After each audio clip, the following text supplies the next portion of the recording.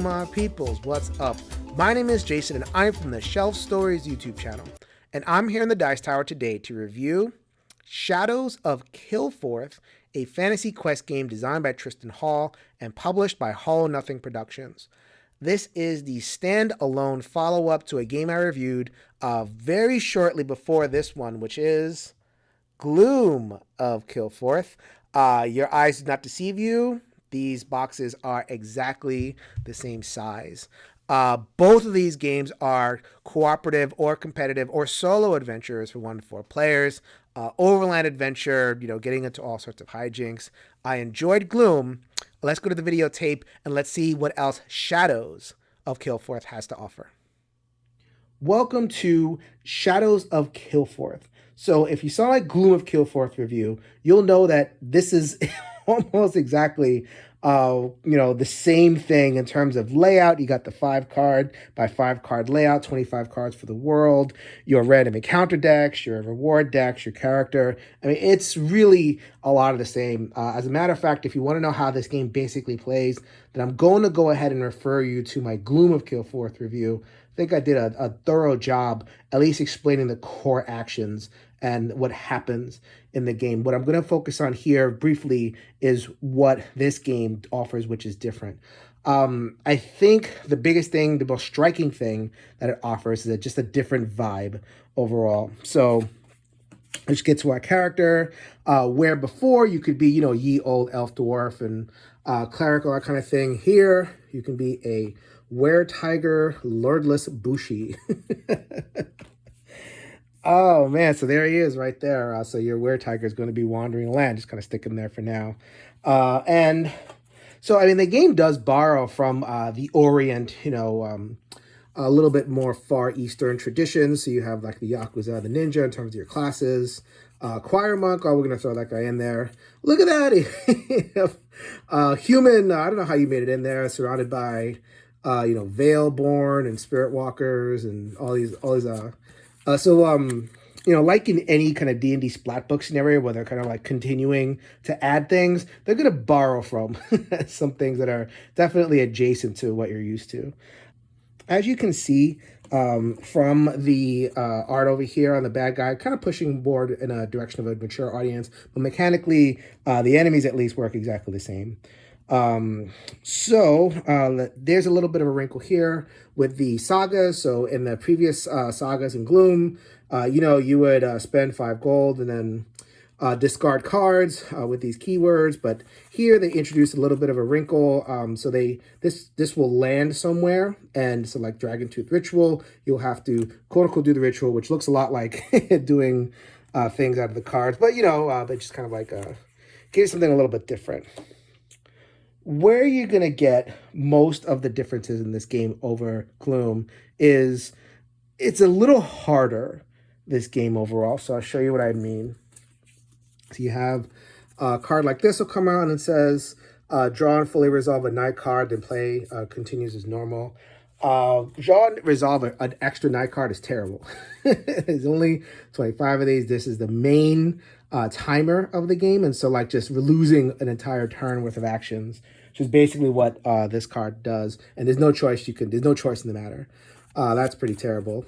Another one, first hero relocates to one location, to a location that is further away from this location. So it is a spirit, and it will move heroes around. So this game is an action point-based game.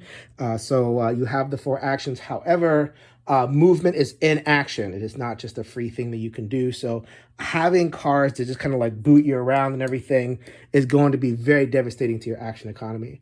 So let me go ahead and zoom up a little bit to compensate.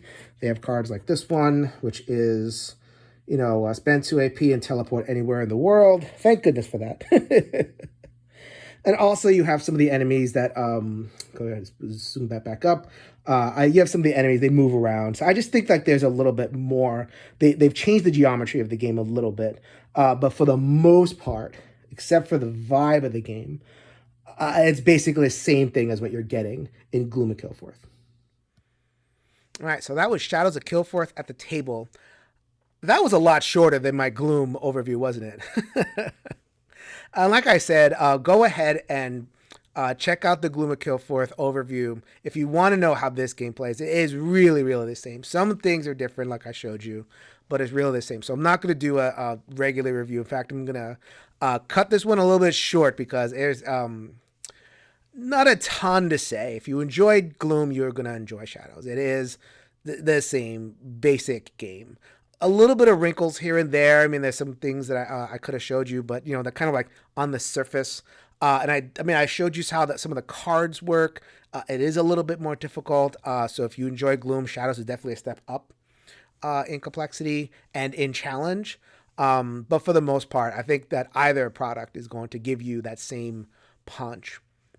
I did want to comment a little bit about expectations, though, because that's going to affect what you feel about this game. There's a lot of ways that you can kind of franchise a game. And I think of like a Pandemic. So Pandemic, they got the world expansions, Iberia and Rising Tide, and they were all different. They're very, very different. Like they have that Pandemic core, but each game kind of gives you something very, very unique. Each game took a year and, had co-designers and all that kind of stuff. Very unique. So like Ticket to Ride does the same thing where, New York, Amsterdam, very, very different. Every single time they give you an iteration. And then you have, a game like Zombicide. So like after Black Plague, you got like Green Horde and a couple of other of the future expansions. And they weren't that different. And there was a lot of kind of interchange of the missions and the creatures and everything. They weren't like completely compatible, but there was a lot more in terms of, you're getting kind of reiterations with, some differences. So there's that spectrum, right? So like when you get like another big box reiteration, like what do you expect? The Kilforth games lean really heavily into, if you enjoyed the first one, here's more of the second one. And that might be a little bit frustrating in terms of expectation for people who are hoping for something different, especially this is a premium product. It's a premium game. The art is not cheap. And the quality of components is very, very high. So you're going to be in for some cost for both of these products. They're both over $100 MSRP American. So is the same game remixed slightly worth the money? You have to love it. And if you're just looking for something to increase the variability of Gloom of Kilforth, it's actually not there. Besides like being the same game, they don't really mix. You can mix up the random encounters, but at the same time, most of the cards do the same thing. Like a stranger, in one game or the other game offers you a market choice, and you can kill them or not kill them. Most of them are the same, so like there's no real point in mixing them. And, I enjoy them both. You only need to own one. I think that's kind of what I'm going to come to at the end of the day. You really kind of only need to own one, unless you absolutely love what the game has to offer. So final thoughts time. I'm actually going to go 7 out of 10.